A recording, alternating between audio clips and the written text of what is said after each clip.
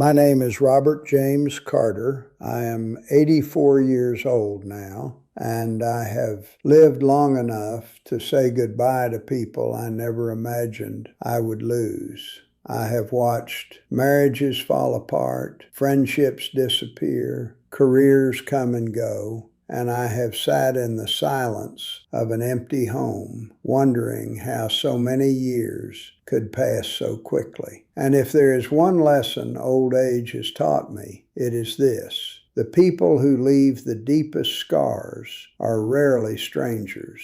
They are often the people you trusted, the people you sacrificed for, the people whose birthdays you remembered, whose problems kept you awake at night, whose dreams mattered to you almost as much as your own. And today I want to speak plainly about the kinds of people every older person must learn to recognize before they drain away the peace they spent a lifetime earning. I spent 40 years working as a mechanic in Tennessee. I raised 4 children, buried the love of my life, and survived hardships that taught me more than any book ever could. And although age has made me wiser, I admit there were times when I mistook loyalty for love and obligation for kindness. The first kind of person you need to keep your distance from is the manipulator. Now, manipulators rarely appear cruel. In fact, they often look helpless. They know exactly how to make you feel responsible for problems that are not yours to carry. In my own life, that person was someone I cared about deeply, someone I had protected for years.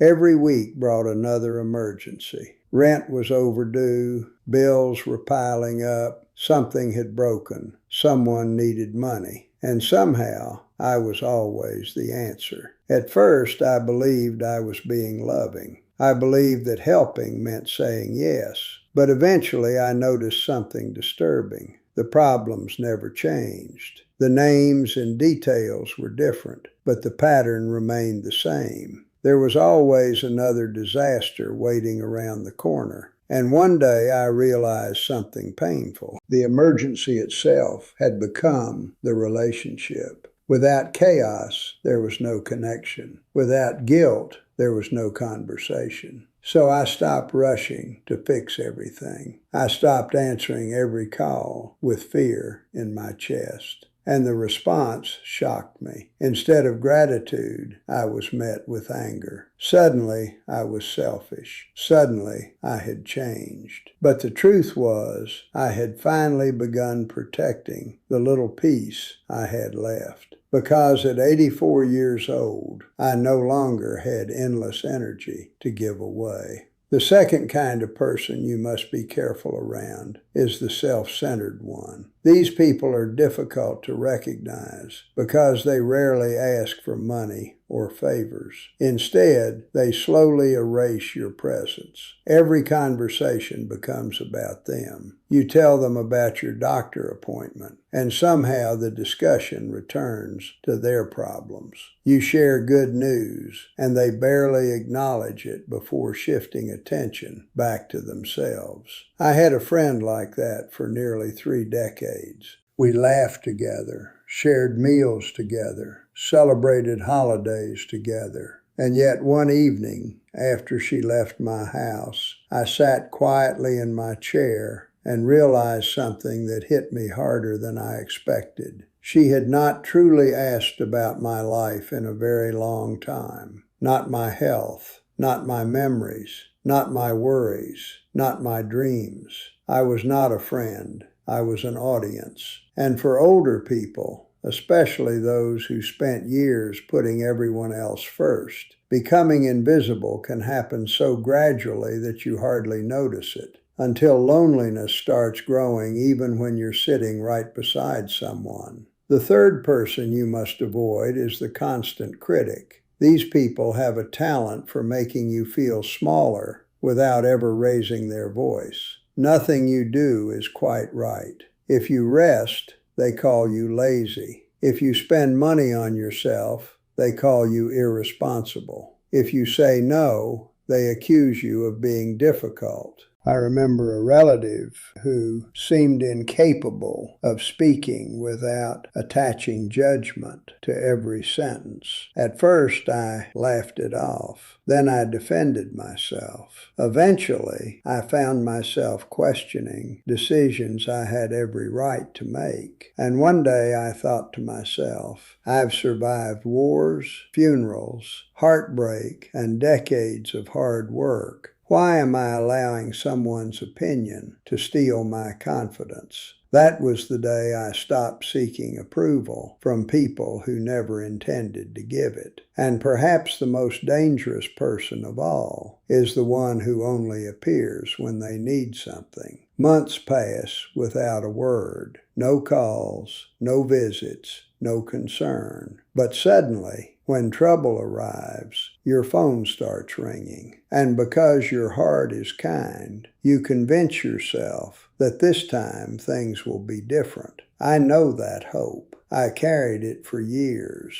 But age eventually teaches you that effort must travel in both directions. Love cannot survive when only one person is doing all the reaching. And here's something nobody tells you about growing old. Peace becomes more valuable than being needed. Silence becomes more precious than drama. And protecting your energy becomes just as important as protecting your health. You do not owe unlimited access to people simply because you share history. You do not have to sacrifice your remaining years trying to save people who refuse to save themselves. Because after a lifetime of giving, you deserve relationships that bring comfort, not exhaustion. And if someone becomes angry because you finally choose peace, perhaps they never loved you as much as they loved what they could take from you. That may be painful to accept, but at my age, I have learned something that cost me many years to understand. Not everyone who sits at your table deserves a seat in your heart. And sometimes the greatest act of love you can give yourself is learning when to quietly close the door. I slowly began stepping back. I stopped rushing to fill every silence with my attention.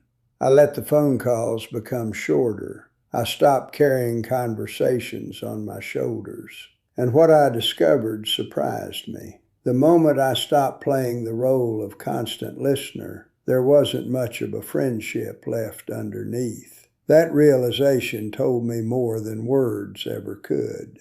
Now, the third kind of person you need to be careful around is the critic. And this one cut deeper than I care to admit, because critics rarely announce themselves as cruel people. No, they come wrapped in concern. They speak softly. They smile kindly. And somehow they manage to wound you while convincing everyone else they're only trying to help. I had a relative like that after I retired. She had thoughts about everything. The way I arranged my furniture, the meals I cooked, the church I attended, the clothes I wore, the friends I spent time with, even how I spent a quiet Sunday afternoon.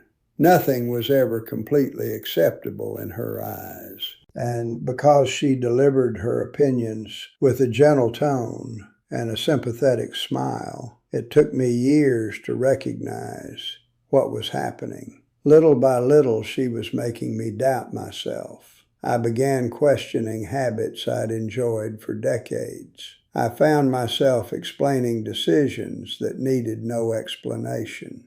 I even started apologizing for things inside my own house. Then one morning, standing in front of the bathroom mirror, I asked myself a simple question. Robert, when exactly did you hand somebody else the keys to your peace? The answer was obvious. Nobody had taken them. I had simply forgotten they belonged to me. So I reclaimed them. I stopped defending my choices. I stopped debating every opinion. And whenever criticism arrived, I simply nodded, smiled politely, and changed the subject. Sometimes I ended the visit early, and over time, her voice grew quieter inside my mind until it no longer controlled how I saw myself. Now, the fourth person, and this one tested my heart more than any other, because of the values I was raised with. The fourth person you must avoid is the irresponsible one, the person who leaves a trail of problems behind them and assumes someone older will always clean up the mess.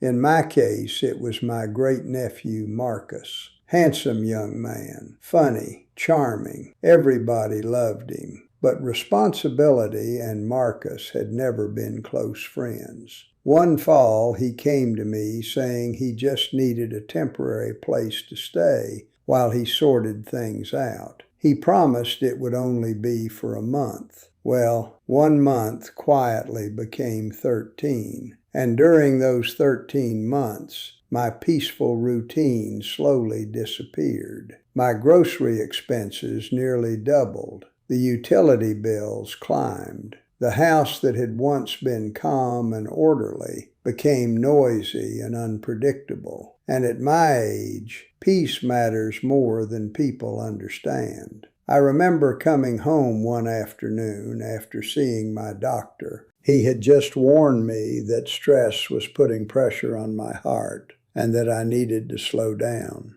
I walked into my living room and found Marcus stretched across my couch in the middle of the day, the television blaring, dirty dishes stacked in the kitchen, empty soda cans scattered around. And suddenly, something inside me became very calm. Not angry, not bitter, just clear. I thought to myself, Robert, you've worked your whole life. You spent 40 years turning wrenches and earning an honest living. You've buried your wife. You've buried your brothers. You've survived heartbreak and hardship. And now you're spending your remaining years managing someone else's refusal to grow up. That thought changed everything. That evening I sat him down and calmly told him he had 30 days to make other arrangements. I wasn't shouting. I wasn't cruel, but I was serious. Naturally, he accused me of abandoning him. He tried to make me feel guilty, but by then I had finally learned the difference between helping somebody through difficult times and enabling somebody who had made difficulty into a lifestyle. And when he finally moved out, my home felt like home again. I slept deeper. I smiled more. Even my doctor noticed the difference during my next appointment.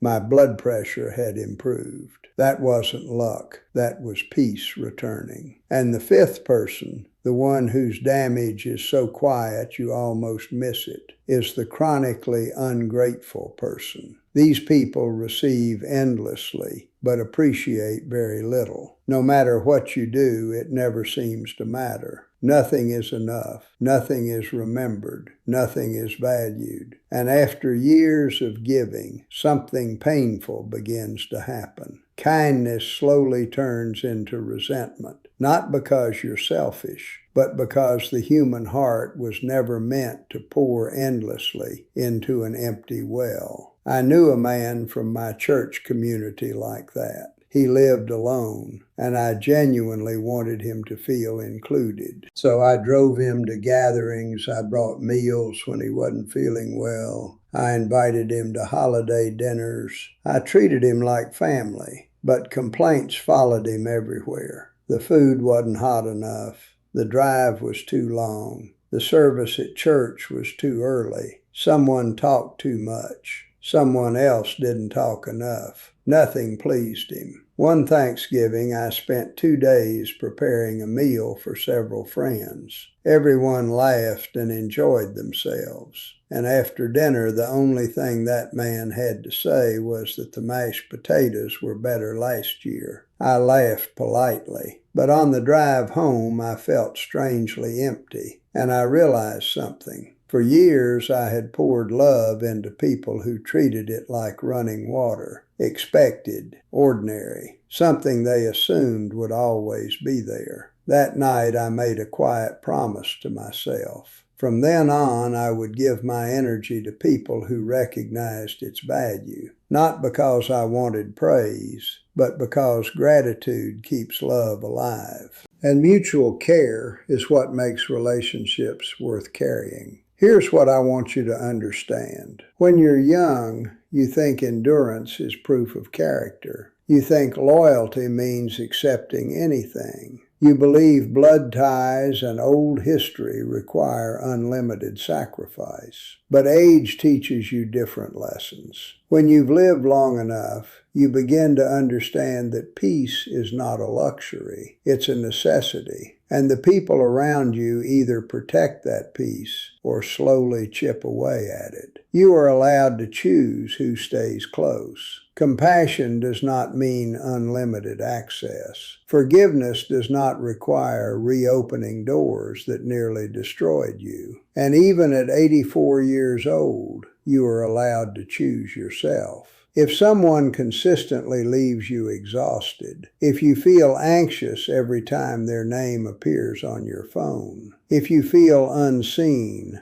ashamed, or constantly responsible for problems that are not yours, then listen to this old man. That isn't love. That isn't loyalty. And that certainly isn't the burden God intended you to carry. It's simply a pattern, and patterns can be broken. Protect your peace. Protect your health. Protect the slow mornings, the quiet evenings, and the ordinary moments that remind you life is still a gift. Because after everything you've survived, after all the years you've given away to others, you have earned the right to finally rest inside your own life. And there are still a few more kinds of people I wish somebody had warned me about much earlier.